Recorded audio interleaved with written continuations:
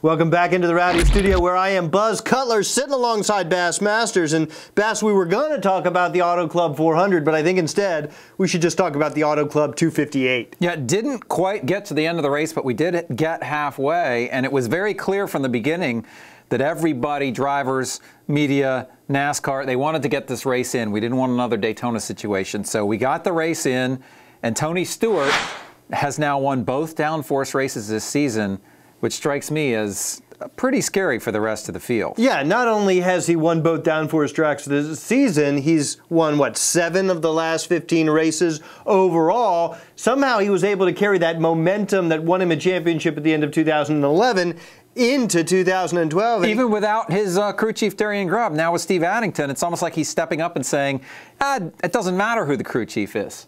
I can do it. Yeah, but I think part of what has aided that transition is having Greg Zipadelli, with whom Tony Stewart has a lot of familiarity and might have smoothed over whatever sort of communication gaps there might have been between he and Addington. Absolutely. All right. Issue number 2? Issue number 2. Shall we move on? Let's move on. Denny Hamlin. Denny Hamlin was your pole sitter, had a little something for Tony Stewart, but at the end of the race, whereas Tony Stewart and Steve Addington decided to stay out on the track, Denny Hamlin and Darien Grubb decided to come in to pit. Let's listen to Denny's explanation of their strategy. I feel we took the safe move. The risky move is to stay out because, like I said, if this goes back green, Tony's going to have to restart way in the back, and it's going to really hurt your chances of winning this race. So for us, we give up some positions. It looks like we'll give up about 9 positions and finish 11th, or we'll have a good chance to win it if it goes back green. I mean, obviously, Tony and Denny were in dramatically different positions. Tony stays out because if the race gets rained out, he wins. Denny comes in because if the race gets rained out, he doesn't win. And he was willing to sacrifice what ended up being 9 points for a small chance that the race would get restarted and he might have a better chance to win it that way. Now, you can also say if he'd stayed out and the race had restarted, he still would have had a chance to win the race. So it was a bit of a roll of the dice, but this early in the season, feeling good about himself, I think it's okay. Roll the dice.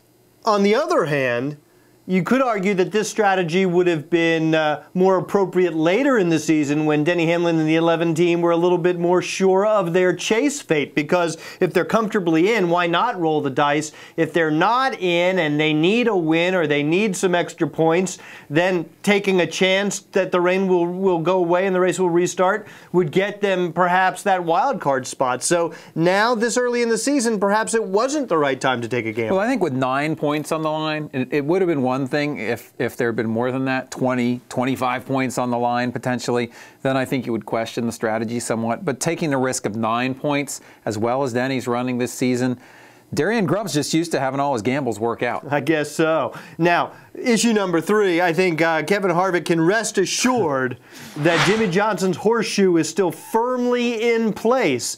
I mean, Jimmie Johnson, not only does he get his points overturned, but then he escapes really what could have been a disastrous day at Fontana. Yeah, the points penalty was overturned, so Jimmie gets his 25 points back and had an oil line problem, which if the race had resumed, could have been, I don't know if disastrous is too strong a word, but it could have cost him at least 2-3 laps and therefore a lot of points. So Jimmie said after the race, at first he was saying, please, God, let the race resume. And then, wait, scratch that. Never mind. Let's get it rained out. So he did walk away with a pretty good finish, considering what could have been. And for the first time this season is now in the top 10 points-wise. I don't think he's in any danger of slipping out of that top 10 anytime soon. I wasn't worried about Jimmie before they gave him back his points. I'm certainly not worried about him now. All right, that's Bass Masters. I'm Buzz Cutler. Thanks for watching.